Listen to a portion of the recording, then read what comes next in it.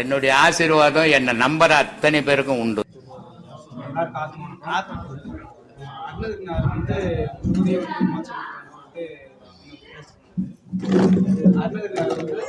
சொந்த தங்கச்சியை வந்து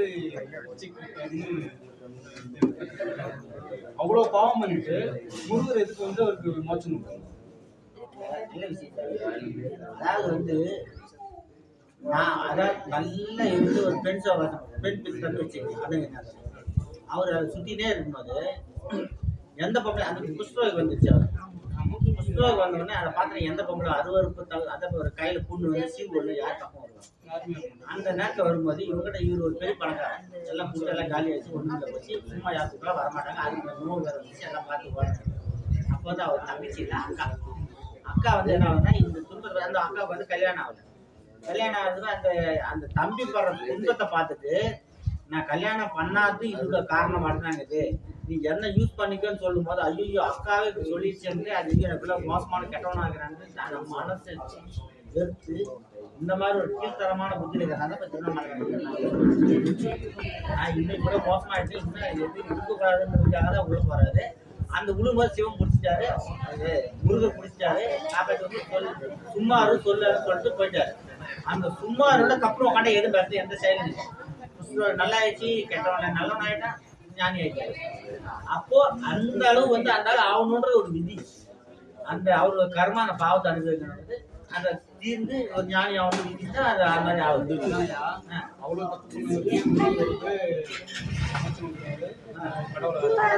நம்மள மாதிரி சாதாரண இல்லை நமக்கு அந்த அளவு தகுதி நமக்கு இல்லை. ஒரு ஆள் அன்னைக்கு நடப்பு நம்மளை பொண்ணு சேர்ந்து ஆட்டம் போட்டாரு. நான் உபதேசம் வாங்கிக்கிறேன், நான் போய் ஆட்டம் போறேன்னு உபதேசம் வாங்கணும் முன்னாடி போறோம். நல்லா புரிஞ்சுக்க. உபதேசம் வாங்கினா அவன் திருத்திட்டான். அன்னைக்கு இந்த சாதாரண மனுஷனாக உபதேசம் வாங்க முருகருடைய உபதேசம் வாங்கணும்னு திருத்தி எந்த செயலும் பண்ணல. அப்போ கட்டம் நம்மளால உபதேசம் வாங்கிட்டான். அவனே இவள் ஆட்ட மாட்டான், நானும் ஆட்ட மாட்டேன்னு சொல்றவங்க இருக்காங்க. எங்க உங்களுக்கு கிடைக்கும் எந்த கதை வந்து காப்பாற்ற அந்த செயலை வந்து ஒரு ஒரு இது நான் பண்றது கரெக்டுன்னு ஒரு ஆர்குமெண்ட் பண்ற நிலைமையில பாக்குறான் மனுஷன். கடவுள் வரமாட்டான். நான் செய்யற தப்பு தெரிஞ்சு ஒரு ரைட் பேச என்ன பண்ண முடியும்? செயல் அந்த மாதிரி என்ன பண்ண முடியும்? அவை சொல்லிட்டு அரிது மாநில கொண்டு செவிடு கருத்தல் அரிதுன்னு சொல்லியிருக்காங்க. இப்போ நான் நல்லா இருக்கிறேன், என் கண்ணு முன்னே ஒரு நொண்டி பண்ணணும், என் மனசு வந்து ஏங்குது. நான் நல்லா இருக்கிறேன், நொண்டியா இருக்கிறேன், என்னால் இந்த உதவி கூட செய்ய முடியும்னு என் மனசு ஏங்குது. ஆனால் என்கிட்ட எதுவுமே இல்லை. நான் இந்த பாதி வந்தப்போ அந்த மனசு ஏங்குதா, அவனுக்கு உதவி செய்யணும் இன்னொரு மனசு ஏங்குதா? இல்லை நான் சாதாரணமாகவே இந்த மனசு இல்லை. அதாவது வந்து இந்த பாதையில போகும்போது ஐயோ கஷ்டப்படா நமக்கு ஏன்னா புரிஞ்சுன்ற மனசு தானே வரும். இந்த பாதையில வந்தா இல்லைன்னா வராது. ரெண்டாவது வந்து நீ உங்ககிட்ட இல்லையே, நீ எதுவும் அது கொடுக்கணும்னு நினைக்கிறேன். ஐயா சொன்னா தெரியுமா, உங்ககிட்ட இல்லை இல்லை நீயே காலி செய்ய நீ எது கொடுக்கணும் நினைக்கிற. உங்ககிட்ட இருக்கும்போது கொடு, இந்த டப்பர் தூக்கி போட்டுறேன்னாரு. நீ வந்து அவங்களோட ஆளை பார்த்தனா கொடுக்கணும்னா அதெல்லாம் உனக்கு கிடையாது. உங்ககிட்ட ஒரு பொருள் வந்தா அதை வாங்கணும்னு ஒரு பொருள் நீ அப்போ கொடுக்குறது அப்போ உனக்கு கழியும். நீ உனக்கு இருக்கும்போது கொடுக்க மாட்டேன். ஆனால் அந்த பாதையில் இருப்பா அந்த மனசு ஏங்குது இல்லை. இந்த பாதை வந்தாவே இந்த ஏக்கம் வந்தா மட்டும் இந்த பாதைக்கு வர முடியாது, வர முடியாது. இந்த அதாவது கருணை அந்த ஒரு நிலைமை வருது. இந்த பாதைக்கு வந்தா மட்டும் வரும், என்ன வராது. இது வரும். ஒருத்தர் துன்பப்படுறான்னு சொல்லி ஒரு கஷ்டப்படுறான்னா உங்க மனசு ஏங்கும். ஒரு ஆட்டோட குடிக்க சாப்பிடுறது வருமா? ஆட்டோட குடிக்க சாப்பிடுறவங்க கருணெல்லாம் வராது. இந்த பாதையில வந்து ஆட்டோ நல்லா நினைச்சா மட்டும் தான் பாதை. இந்த கருணை கருணை தான் உங்க முக்தி கடவுள். இன்னொரு கேள்வி, அப்பா அம்மாவோட பாவம் வந்து முதல் பிள்ளைக்கு வந்து அவங்க செய்யற பாவம் மட்டும் முதல் குழந்தைக்கு அந்த பாவம் செய்ய வரும்ன்றாங்க. ரெண்டாவது பிள்ளைக்கு அது வராது நீங்க சொல்லிருக்கீங்க. அப்போ அந்த அப்பா அம்மா பாவம் முதல் பிள்ளைக்கு வந்துருச்சு. அந்த முதல் பிள்ளைக்கு வந்ததுனால அவன் நல்லா வந்து கஷ்டப்படுறான். நம்ம அப்பா அம்மா பெற்றுட்டாங்க, அந்த பெற்றதுக்காக அவங்களுடைய ஒரு கடனும் நல்லதுக்கு கெட்டதோ அவன் செய்யறான். ரெண்டாவது ஒரு இந்த உலகத்துல ஒரு மோசமான நிலை அடையிறான். அப்பா அம்மாவோட பாசம் இல்லாம ஒரு கேடு கட்ட செயல்லாம் இது பண்றான். அது அவனோட விதியா இல்ல அப்பா அம்மா அந்த பாவம் செஞ்சு 2 பேரும் ஷேர் பண்ணிக்கிறாங்க, 2 பேரும் போறாங்க. இப்ப நம்ம குருவே அவரே வந்து 7வது 8வது 10வது 8வது பிறப்பு தான் நம்ம குருவோட பேர். அதாவது வந்து இன்னைக்கு வந்து இள வயசுல இருக்கும்போது தப்பு செய்யதான் தூண்டும். இப்போ சின்ன வயசா இருக்கிறவங்க யாரை வேணா பார்த்துங்க, இந்த பிறந்ததுலேருந்து ஒன்று அந்த ஆணவன்றதை தலை தூக்கி கல்யாணம் பண்ற வரைக்கும் பண்ற அப்புறம் நிறைய பேர். அது வந்து 30 வயசு 40 வயசு 50 வயசு ஆட்டம் போட போவாங்க. ஆனா அந்த ஆட்டம் போட்டு ஒரு ஸ்டேஜ் ஆகும்போது ஒரு பிள்ளை பார்த்தோன்னா அந்த பார்த்து போனால் அவங்க கொடுத்துட்றாங்க. ரெண்டாவது பிள்ளை குறைஞ்சபட்சம் 1.5 வருஷம் 2 வருஷம் பிறக்கும்போது அவங்க கொஞ்சம் பாவம் கம்மியாக இருக்கும். அடுத்த பிள்ளை வரும் இன்னும் கம்மியாகும், அடுத்த பிள்ளை இன்னும் கம்மியாகும்.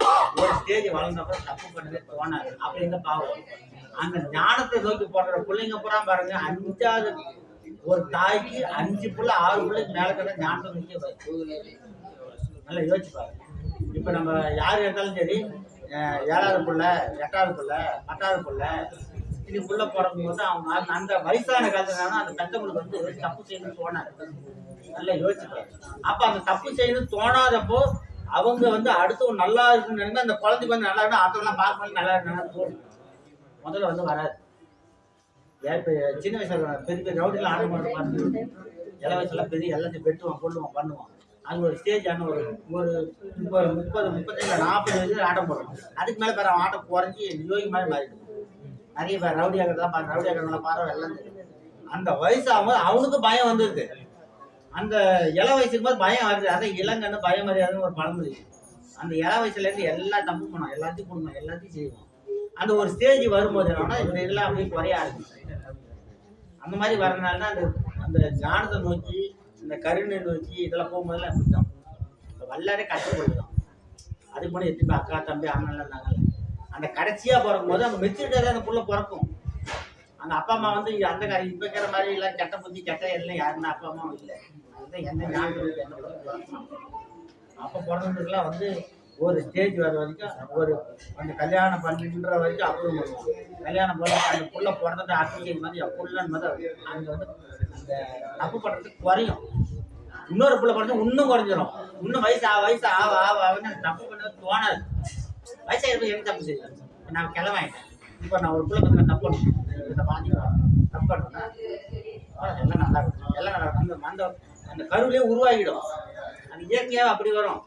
அன்றைக்கி நம்ம இதுக்கு கூட பேசுகிறாருல நாகராஜ், அவங்க அப்பாவுக்கு 82 வயசுக்கு போது அந்த பிறந்தாப்புல. இப்போ நம்ம பேசுகிறாருல நாகராஜ் 82 வயசுக்கு போது இந்த பிறந்திருக்காரு. 82 வயசில் பிறக்கும் போது இந்த ஆளுக்கு கெட்ட புத்தி வருமா? இப்போ 40 ரூபாய்க்கு வந்துட்டாரு. சின்ன வயசுல பிறந்த பிள்ளை வருமா? நல்லா யோசிச்சு பாருங்க. இந்த தகுதி மாறுத்தாங்க தானாவே இயற்கையாகவே மாறும். இறைவன் கொடுப்பாங்க, அதை நம்ம எடுத்துக்கணும். அவ்வளோதான். சரிங்க. இப்போ 1950 40 அந்த காலத்துல வந்து மக்கள் வந்து எல்லாருமே வந்து ஒரு பெரியவங்க சொன்னா அதை எடுத்துட்டு போவாங்க. ஆமா, பேரொழிவுலாம் எதுவுமே தெரியாது.